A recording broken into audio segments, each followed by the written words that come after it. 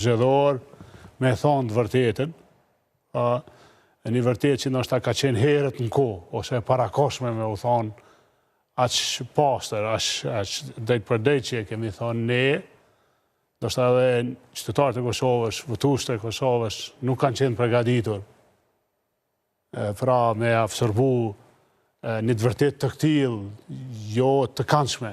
Pra ne i kemi thonë edhe një lajm të keq, e kemi sqaruar se kryeministri i Kosovës po punon për agjendën ruse, serbe, se agjenda e tij është me na largu prej alatëve të sigurisë, prej Amerikës, me zbeje besimin e mbrëmshëm, me dobësu Kosovën në plan ekonomik, me fërqa, me fy, gjitha ato kanë qenë ato lista e gjërave që ky po i bën me dobësu Kosovën.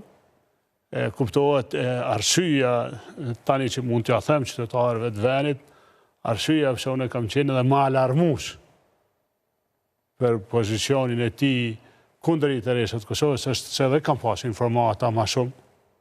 Tani na veç po e shohim që do të ketë ndryshime në përbërjen e KFOR-it. Ju e vrejtet dje sekretari NATO-s folke për prezencën e Evropës në Kosovë. Ju dini, ne nuk e kem lidhur sigurinë me Evropën. E falenderojmë Evropian për çdo ndihmë që na japin, të gjithë. Po ne sigurinë e kem lidhur me Amerikën, ne ekzistojmë falë Amerikës.